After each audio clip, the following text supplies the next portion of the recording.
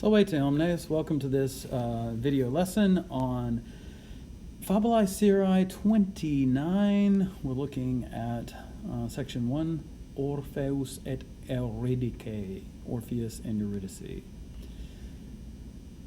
All right. Orpheus nobilissimus fidicin atque poeta egregius fuit. Orpheus was a most well-known lyre player and outstanding poet. So fidicin, lyre player, nobilissimus, we could say most noble sometimes, but here it's in the sense, the etymological sense, related to nosco, noscere, novi, notum, the verb to come to know, and in the perfect tense, to be known. So Orpheus was the most well-known lyre player and an outstanding poet. Qui inde apuro tam pulchre canebat, who right from his boyhood, literally apuro, from a boy, sang so beautifully, tam pulchre canebat. And now the tam is our signpost word telling us we are about to have a result clause, starting with ut non solum bestiae ferrae ad eum accurrerent, that not only wild beasts, wild animals ran up to him, verum etiam, but also rapida flumina consisterent, swift rivers stopped, ne strepitu cantum eius turbarent, so that they would not disturb his singing with their noise. So notice this ne clause is a purpose clause, a negative clause of purpose. Right? Axaxa ipsa arboresque mirabile visu ad audiendum venerint, or venerent rather. And the stones themselves, saxa ipsa, came, venerent, to hear. All right, and then I left out the arboresque. The stones themselves and the trees came to hear. Mirabile visu, wonderful to see. That is to say, it was quite a sight to see the stones and the trees get up and move to listen to this guy play. Cum igitur, when therefore, Orpheus Eurydicain pulcherrimam virginem valde amaret, when therefore, or perhaps since therefore, Orpheus very much loved Eurydice, the most beautiful young woman. Remember, Virgo Virginis is a young unmarried woman. Neque iam sine ea vivere posset, nor was he able to live without her any longer. Eam uxorem ducere cupiebat, he desired to take her as wife, or in other words, to marry her. Quae tamen eius amorem contemnere videbatur, who, nevertheless, the quae, by the way, is obviously referring to Eurydice, thus the feminine gender, who nevertheless seemed to disdain or contemn his love. Contemn, or it means basically to despise, to look down on, to disdain. It is an English verb, but you might have never heard it. You might have heard contempt, though, which comes from this same root. Okay, so who nevertheless seemed to disdain his love. Brevi vero, but soon, cum quotidie tristissimum Orphei de suo amore desperantis cantum in sylvis audieret, when daily she heard, audiret, the most sad singing, tristissimum cantum, of Orpheus, despairing, desperantis, concerning his love, in sylvis, in the forests. Okay. Virginis animus, the young woman's mind, ita permotus est, was so moved, ut ipsa eius amore magis magisque caperetur, that she herself, ipsa, was captivated, caperetur, or seized, by love of him, amore eius, more and more, magis magisque. Okay, so that is to say, as she heard his sad singing about love, as he was despairing, she just was more and more won over by him. Laeti igitur, therefore happy, et maximo amori conjuncti, and joined by the greatest love, Orpheus et Eurydice, Orpheus and Eurydice, ad nuptiarum diem pervenerunt, arrived at the day of their wedding. Qui tam felices omnibus esse videbantur, they who seemed to all to be so happy, ut nemo fortuna meiorum, umquam mutare posse puterat, that no one thought, putaret, that their fortune, fortuna meiorum, could ever be changed. Tanta tamen erat eorum laetitia, so great nevertheless was their joy. Tam gratae omnibus illae nuptiae, so pleasing was that wedding to all. Tam multae omnium laudes, so many praises of everybody. Ut Aristaius pastor, qui jam antea Eurydice amavarat, that Aristeas, now this is a result clause by the way, that Aristeas, a shepherd, pastor, who had already long earlier now loved Eurydice, non solum tristitia, not only by sadness, verumetiam magna invidia, but also by great envy, afficeretur, affected, or was affected, that not only was Aristeas affected by sadness, but also by great envy. Let's put it all together there.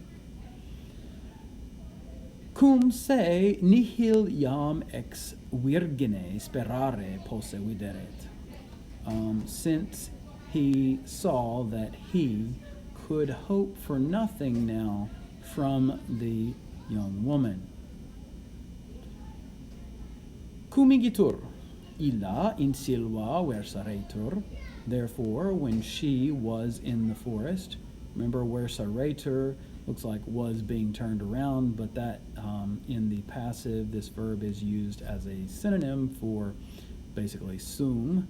So when she was in the forest, ubi flores carpere volebat, where she wished to pick flowers, ut mensam ornaret, in order that she might decorate her table. Aristeus, qui post arborem se occultabat, eam persequi coipit. Aristeus, who was hiding himself behind a tree, began, coipit, to pursue her, persequiam. Eurydice, cum primum hoc animadvertit. Eurydice, when she first noticed this, tanto ilius viri metu affecta est. She was affected by such a great fear of that man, ut omnia periculo oblita, that, forgetting all dangers, per altas herbas et inter dura saxa nudis pedibus celereme currerit, she ran through tall grasses and between rough rocks with bare feet, very quickly, celereme, ut ab eo fugeret, in order that she might escape from him, et ad Orpheum maritum suum amitissimum rediret, in order that she might return to Orpheus, her most beloved husband. Cum ero, but when, iam eum haud pro constantem videret, she now saw him standing by no means far off, et ut sibi auxilium ferret clamaret, and she was shouting that he bring her help. Serpens, qui in herba latebat, a snake which was hiding in the grass, eius nudum pedem dextrum memordit, bit her bare right foot. Quo morsu, by means of which by statim misera femina periit. Immediately the miserable woman died. Tum Orpheus, then Orpheus, qui uxorem mortua de sua quoque vita desperabat, who despaired about his own life too with his wife dead, Heu exclamavit, quid nunc faciam, exclaimed, alas, what should I do now? Quid spererem, what should I hope for? Quo modo vivam post hoc, how should I live after this? Notice faciam, spererem, and vivam are all present subjunctives. These are called deliberative subjunctives, and you think about what you should or would do. Cur me infelicem reliquisti, why have you left me unhappy or unlucky? So why have you left me unhappy? Mea carissima conjunx, my most beloved spouse. Per multos dies, through many days, tristis et maestus, sad and gloomy, neque cibum, neque aquam sumere voluit. He wanted neither to take food nor water. Postquam autem, but however, after, multis cum lacrimis amatissimae uxores mortem flevit, he wept for the death of his most beloved wife with many tears. Cum sintiret se nullo modo sine Eurydice vivere posse, audicissimum cepit consilium. Since he sensed or perceived that he could in no way live without Eurydice, he undertook or came up with a most audacious plan.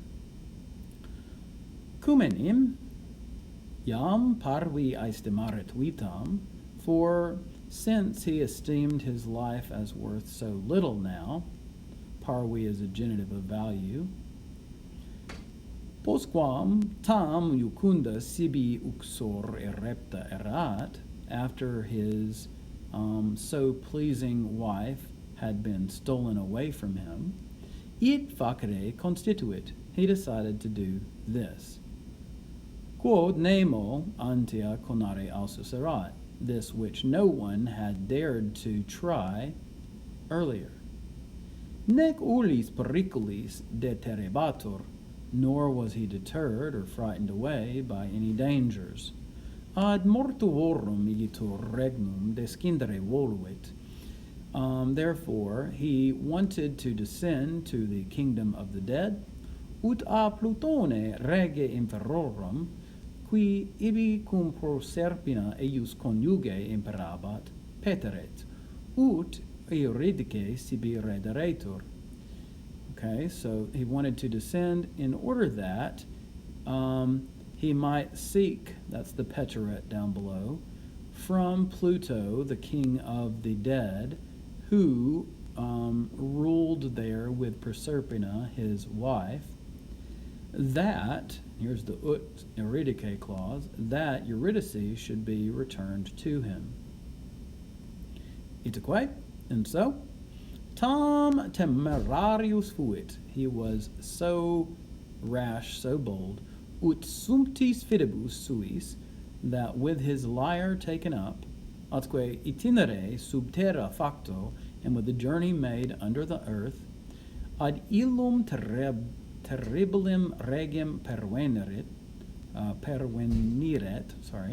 that he arrived at that terrible king, quim cum iam omnia cetera sua desperaret, since he despaired now at all of the rest of his things, id unum oravit, he just begged for that one thing, ut sibi leceret, that it be permitted for him, uxorem secum in vitam et ad solis lucem reducere, to return to life, return his wife with him to life and to the light of the sun. Permite mihi, Pluto, aiebat lacrimans. Crying, he said, permit me, allow me, Pluto. And Pluto, of course, is just a Roman name for Hades. Meam conjugem me cum referre, to bring back my spouse with me, ut cum ea reliquam vivam, that I may live the rest of my life with her. Quod vero cum se haud facile impetrare posse videret, but when he saw that he could in no way easily obtain this, so the quote here I'm translating as this, literally which thing he saw he could in no way easily obtain. Okay, and back to the main clause, interrogavit, he asked, num sibi liceret, whether it would be permitted for him, carmen canere, to sing a song. Rex et regina, the king and queen, cum studiosi essent eius cantum audiendi, since they were eager for listening to his song, literally means eager of listening, but we would say eager to listen to his singing. Quia iam quanta eius canindi ars esset sciebant, since they knew sciebant, how great was his art of singing, that is to say, they knew what a beautiful musician he was. Id ei permiserunt, they permitted that to him. That is, they let him play. Sumptis igitur fidibus, therefore, with his lyre taken up, Orpheus tam pulchre canere coipit, Orpheus began to sing so beautifully, tam pulchre. And here we get another result clause, ut non solum mortuorum umbrae, that not only the shades of the dead, alectae sono, enticed by the sound, accurrerent, ran up, verum etiam, but also durissime regis reginaeque animi, the minds of the harshest king and queen, tam tristi cantu moverentur, were moved by such a sad singing. Qui, who, and this is going to refer to Hades and his wife Persephone, who, maesta Orphei voce ad fides canintis audita, with the sad voice of Orpheus having been heard, of Orpheus singing or playing in accompaniment to his lyre, ad fides, ita perturbati sunt, they were so disturbed, so upset, ut dubitare inciperent, that they began to hesitate or to doubt, utrum ei uxorem rederent, whether they should return his wife to him, an in suo regno retinerent, or retain or hold her back in their kingdom. Postquam vero ille finem caninde fecit, yet after he, ille, made an end of singing, Pluto sic locutus est, Pluto spoke thus, Tu, Orpheu, you, Orpheus, cantu tuo animos nostros vicisti, you have conquered our minds with your singing. Redi igitur ad superos, therefore return to the people above, et tecum ridice duc, and bring Eurydice back with you. Hac tamen lege, nevertheless, with this stipulation, with this condition, we might say. A lot of times lex, which often means law, can be used as a condition or a stipulation. And I should perhaps note here, I don't think I mentioned before, but Eurydice has the N on the end of it, and that is the accusative singular ending in Greek. Okay, so nevertheless, bring her back with this stipulation, hoc lege, ne respicias, that you should not look back, neve ullo modo uxorem intueares, nor should you in any way look upon your wife, antequam ad vitam lucimque redeas, before you return to life and light. Quod si aliter facies, but if you shall do otherwise, numquam iterum conjugim tuam videbis, you will never see your wife again.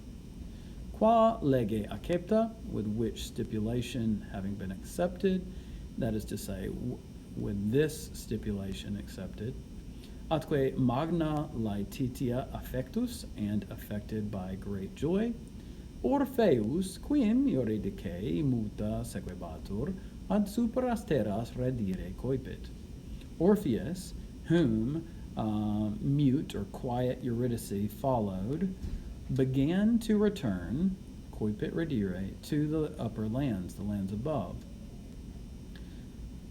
So apparently Eurydice was not able to talk. I don't know if that's just because she's dead, or more likely because they wanted to make it kind of creepy and hard for him to do this. Cum vero, but when Iam procul solis lucim aspiceret, when he now from a distance saw the light of the sun, neque ullum sonum posse audiret, and he did not hear any sound behind himself, dubitans an Eurydice se sequeretur, doubting whether Eurydice was following him. Tanto metu captus est, he was seized by such great fear. And the tanto here is our signpost word and tells us that we have an ut clause of result following.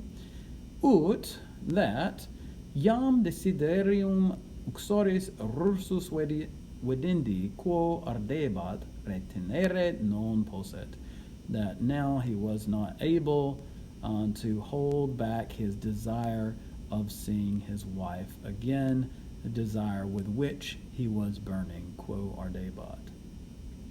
Constitit igitur, therefore he stopped, non iam patiens morai, no longer suffering of the delay, that is to say, no longer enduring the delay of getting to see her. Et ferre sub ipsa luce, and nearly under the very light, that is to say, he was almost out in the light. Amore victus, conquered by love, respexit, he looked back. Tunc illa, then she, quae insania inquit, et me et te perdidit, what insanity has destroyed both me and you, Orpheu, my Orpheus. Ecce, look, crudelis fortuna me iterum retro vocat, cruel fortune again calls me back. Mortis somnus oculos rursus aperit, the sleep of death covers my eyes again. Iam vale, now goodbye. Ad inferos iterum trahor, I am being dragged back again to the dead, to the inferi, the ones below. Obscura nocte circumdata, surrounded with dim night. Ad te frustra extendens, extending to you in vain, manus, my hands, mi vir, my man, my husband. Heo, alas, non iam tua ero, I will no longer be yours. And there, it seems that she was sucked back to the underworld. Cum talia diceret, when she was saying such things, ut fumus in aera e conspectu fugit, she fled like smoke out of sight into the air. Neque Orpheum videre potuit, nor was she able to see Orpheus. Frustra prehendentem umbras, in vain grabbing at the shadows. Et multa volentem dicere, and wanting to say many things. Quid ille faceret, what was he to do? Faceret here is an imperfect subjunctive. This is again a deliberative. What was he to do? What might he do? Quo irit, where might he go? Conjuge bis irrepta, with his wife twice taken away. Quo fletu, qua voce Plutonis et proserpernae animos moverit, with what weeping, with what voice might he move the minds of Pluto and Persephone, or Hades and Persephone. Prohibebat rex inferorum, the king of the dead prohibited, prevented, ne iterum ad suum regnum vivus descenderet, that in a living person should descend to his kingdom again. So, in other words, he wouldn't be able to go back and try again. Die